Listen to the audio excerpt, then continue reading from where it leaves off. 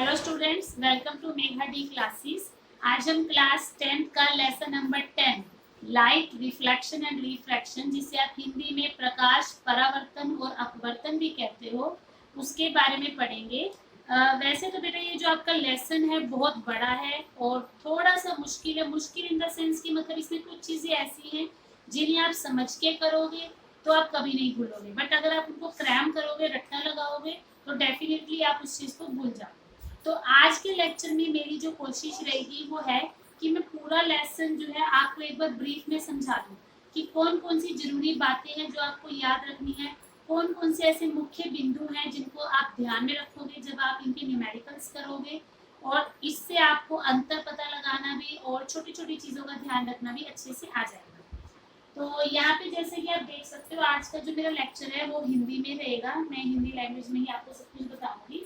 तो रिफ्लेक्शन को हम हिंदी में बोलते हैं परावर्तन और रिफ्रैक्शन को हम हिंदी में बोलते हैं अपवर्तन। तो सबसे पहले तो अब क्वेश्चन आता है कि that what is the difference between reflection and refraction, कि परावर्तन और अपवर्तन में अंतर क्या है। तो जैसा कि आप यहाँ पे परिभाषा देख सकते हैं, जब प्रकाश की किरण किसी चमकीली सतह से टकराकर वापस उसी माध्यम में चली जाती है जिस माध्यम से वह आई थी। यानी कि यहाँ पर आप एक शब्द पढ़ोगे माध्यम। माध्यम का मतलब क्या होता है कि जैसे आपने देखा होगा जो लाइट है, जो प्रकाश है, वो किसी न किसी माध्यम के द्वारा गुजरता है। वो माध्यम हवा भी हो सकती है, पानी भी हो सकता है, धातु भी हो सकती है। मतलब उसको क्रॉस होने के लिए, जाने के लिए कोई ना कोई माध्यम चाहिए। तो जब वो उसी माध्यम में ही रहेगी और उसी माध्यम में आकर टकराकर उसी माध्यम में वापस चली जाती है, तो उसे हम बोलते हैं परावर्तन। तो इसमें हमें, जैसे यहाँ पे आप चित्र में देख सकते हो, ये जो नीचे वाली लाइन है ये हम दिखा रहे हैं दर्पण, जो परावर्तन की क्रिया है। क्योंकि मैंने यहाँ पर एक शब्द लिखा था चमकीली सतह, तो ये वाली जो क्रिया है इसको चमकीली सतह की जरूरत होती है, जैसे कि शीशा यानी कि दर्पण। तो दर्पण को जब हम चित्र के द्वारा बनाते हैं तो हम एक सीधी लाइन बनाकर उसके नीचे ऐसे लाइन लगा देते हैं। इन लाइंस को लगाने का मतलब है, जैसे आपने देखा होगा जो शीशा होता है, मिरर होता है, उसकी एक साइड पे पॉलिश होती है और एक साइड जो है वहां से वो चमकता है। तो जो चमकने वाली साइड है वो ऊपर है और जो ये लाइनों वाला भाग है ये पॉलिश को शो करता है। तो यहाँ पर जब कोई प्रकाश की किरण आकर टकराती है उस किरण को हम बोलते हैं आपतित किरण। तो वो आपतित किरण आएगी और दर्पण पे आकर एक बिंदु पे आकर टकराती है और उसी बिंदु से वो वापस उसी माध्यम में चली जाएगी। मतलब उसने दर्पण को क्रॉस नहीं किया, उसी माध्यम में वो वापस चली जाएगी। वापस जाने के बाद हम उस किरण को बोलते हैं परावर्तित किरण।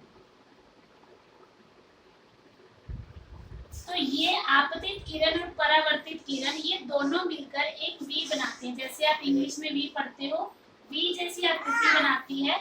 और अगर आप इनके बीच में एक सीधी लाइन बनाओ यानी कि 90 डिग्री का कोण बनाओ, तो उस 90 डिग्री की कोण को हम बोलते हैं अभिलंब, जिसको आप इंग्लिश में नॉर्मल बोलते हो। और ये जो आपतित किरण है इंग्लिश में हम इसको इंसिडेंट रे बोलते हैं। और जो परावर्तित किरण है इंग्लिश में हम इसको बोलते हैं रिफ्लेक्टेड रे। और जो अभिलंब है इसको हम इंग्लिश में बोलते हैं नॉर्मल। यानी कि जो अभिलंब है वो आपके दर्पण में बिल्कुल 90 डिग्री का कोण समकोण यानी कि सीधी लाइन बनाएगी। अब यहाँ पर आता है कि ये जो परावर्तन है इसके दो नियम होते हैं, जिन्हें हम परावर्तन का नियम भी कहते हैं, जो बहुत इंपॉर्टेंट क्वेश्चन है। तो परावर्तन के दो नियम होते हैं। पहला नियम क्या है, अगर आप आपतित किरण और अभिलंब इन दोनों के बीच में एक कोण बनाओ तो उस कोण को आप लिखोगे आई।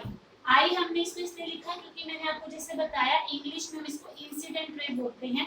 तो पहला अल्फाबेट आई है, तो स्मॉल आई से हम इसके कोण को यानी कि एंगल को दर्शाते हैं। इसी तरीके से अभिलंब और परावर्तित किरण के बीच में जो कोण बनता है उसे हम रिफ्लेक्टेड कोण यानी कि स्मॉल आर से रिप्रेजेंट करेंगे। तो परावर्तन का पहला नियम ये कहता है कि जो आपका कोण आई है और जो आपका कोण आर है वो हमेशा इक्वल होंगे, बराबर होंगे। यानी कि अगर कोई किरण दर्पण से 35 डिग्री पे आकर टकराई है तो वो 35 डिग्री से ही वापस जाएगी।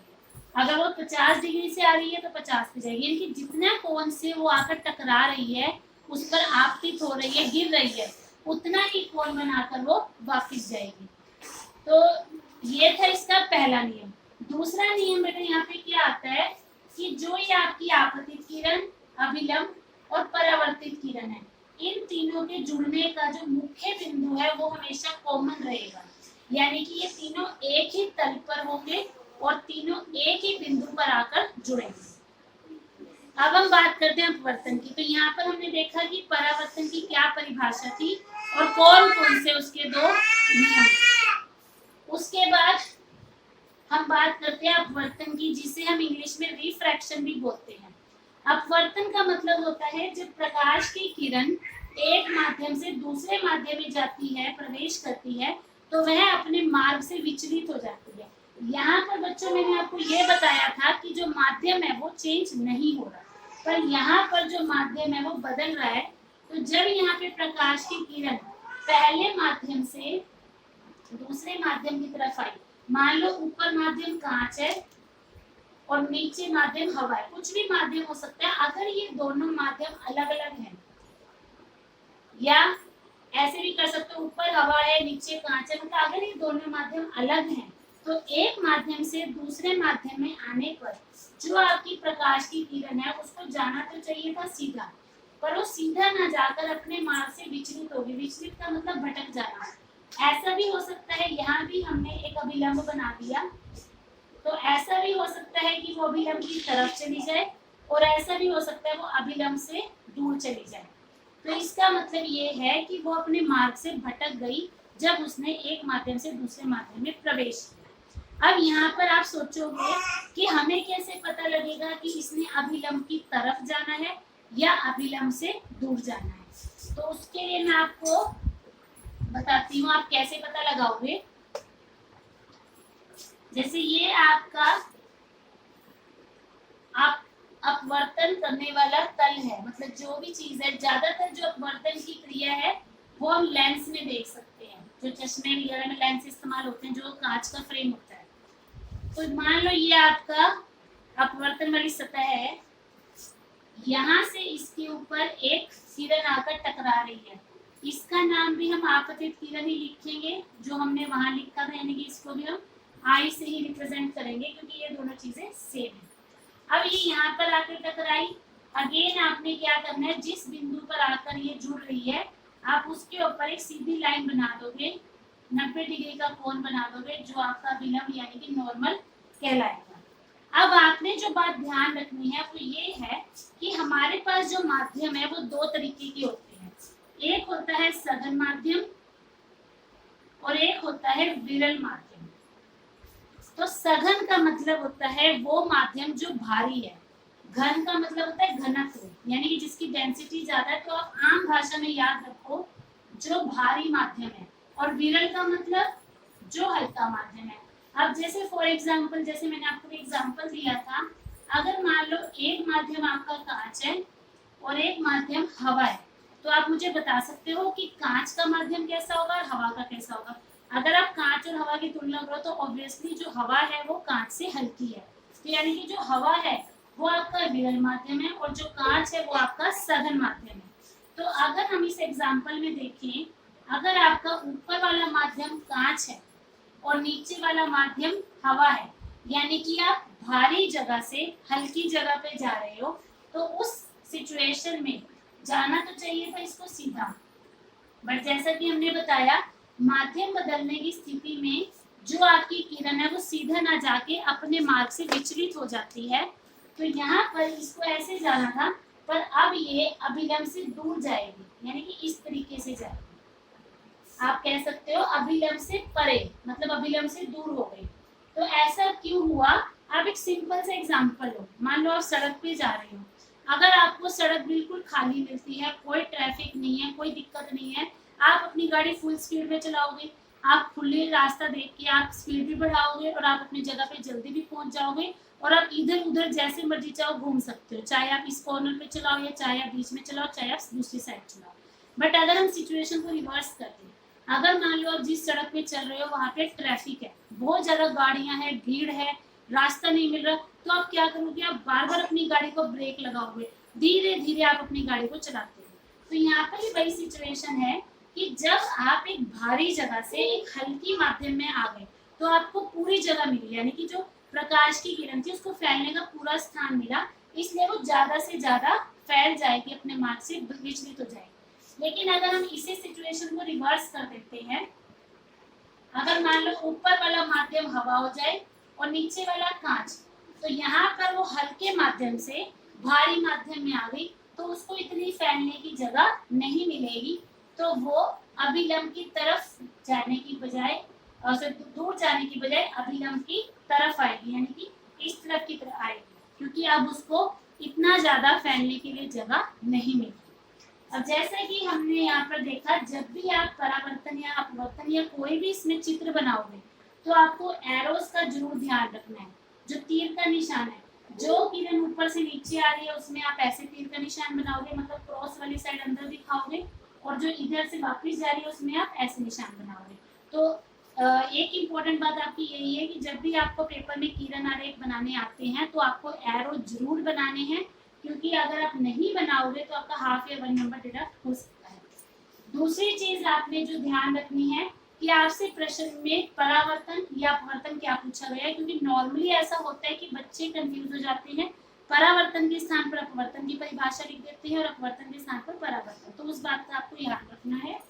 जैसे हमने यहाँ पर 2 कोण पढ़े थे आई एंड आर, इसी तरीके से यहाँ भी 2 कोण, जैसे हमने इसमें आई लिया था जो कि आपतन कोण को दिखा रहा था, यहाँ पर भी बिल्कुल वैसे आई होता है। आई का मतलब यहाँ पर भी वही है, एंगल ऑफ इंसिडेंस, क्योंकि यहाँ भी ये वाली जो किरण है ये आपतित किरण है और यहाँ भी ये किरण आपतित, पर यहाँ पर जो किरण टकराकर वापस गई थी वो परावर्तित किरण थी, क्योंकि उसमें परावर्तन हुआ है। पर यहाँ जो किरण टकरा के आ रही है उसे हम अपवर्तित किरण कहते हैं, क्योंकि उसने अपवर्तन किया है। तो अपवर्तित किरण अभिलंब के साथ जो कोण बनाती है वो भी आर है, परंतु ये आर और ये आर दोनों बराबर नहीं है। तो जैसे कि हमने परावर्तन के 2 नियम पढ़े थे, जिसमें मैंने आपको पहला नियम बताया था कि आई और आर की वैल्यू हमेशा बराबर होगी, और आपतित किरण, अभिलंब और परावर्तित किरण तीनों एक ही तल में होंगे। इसी तरह से अपवर्तन में भी हमारे पास 2 नियम आते हैं। एक नियम यहाँ पर भी सेम है कि आपका आपतित किरण, अभिलंब और अपवर्तित किरण ये तीनों एक ही बिंदु पर आकर जुड़ते हैं और एक ही जगह पर अटैच होते हैं, परंतु जो दूसरा नियम है वो यहाँ पर अलग है। दूसरा नियम है साइन आई बटे साइन आर बराबर स्थिरांक, यानी कि कांस्टेंट। इसका क्या मतलब है कि अगर आप आपतन कोण की साइन वैल्यू लो, आपने ट्रिग्नोमेट्री पढ़ा होगा मैथ्स में, अगर आप आई की साइन वैल्यू लेते हो और आर की साइन वैल्यू लेते हो, उन दोनों को डिवाइड करते हो, भाग करते हो, तो आपको हर बार एक फिक्स वैल्यू, एक कांस्टेंट संख्या मिलेगी। तो ये 2 यहाँ पर अपवर्तन के नियम है।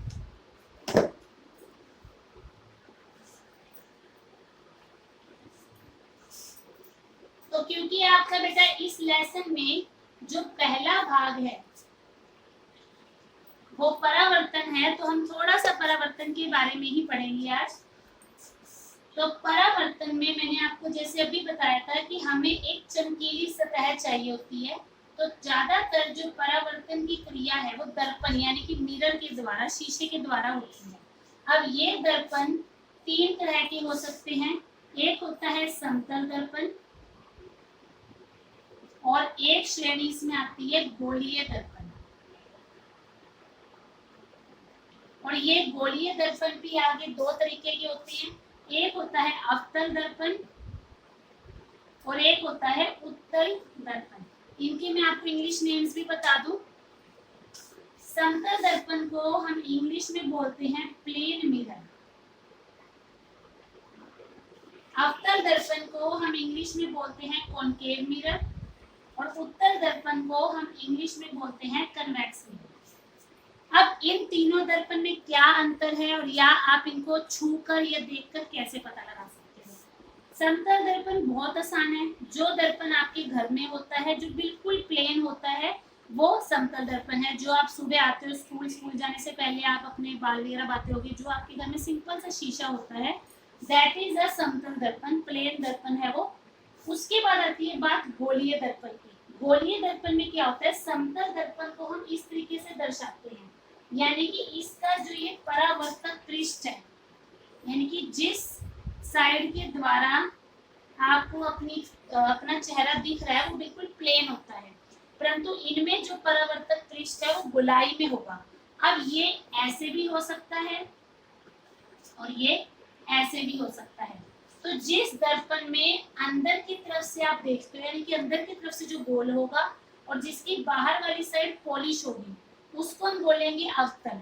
और जिसमें आप बाहर वाली साइड से देखते हो और अंदर वाली साइड पॉलिश होती है, वो है आपका कॉन्वेक्स मिरर। इसका सबसे आसान एग्जाम्पल है चम्मच। आप अपने घर में चम्मच होगी, आप चम्मच में ध्यान से देखना, वो आगे से थोड़ी सी कर्व्ड होती है। अगर आपके घर में एक बिल्कुल नई चम्मच है तो आपने कई बार नोटिस किया होगा कि जब आप उस चम्मच में अपनी शक्ल देखते हो तो आपको क्लियरली शक्ल दिखती है। तो उसमें भी जो भाग अंदर की तरफ मुड़ा हुआ है, जिसमें अंदर आप अपना खाना रखते हो, दैट इज अ अवतल दर्पण, कॉनकेव मिरर। और जो बाहर वाली साइड है वो उसकी होती है कॉन्वेक्स मिरर। तो आप आज ये करके देखना, इसमें आपको एक साइड के अंदर उल्टा दिखेगा और एक साइड में सीधा। तो आपने ये कोशिश करनी है पहचानने की कि किस साइड आपको सीधा दिख रहा है और किस साइड आपको उल्टा दिख रहा है। फिर जो मैं अपने नेक्स्ट वीडियो बनाऊंगी उसमें मैं आपको इस बात का आंसर करूंगी। तब तक आपका होमवर्क है, आपने इस बात को खुद फाइंड आउट करना है।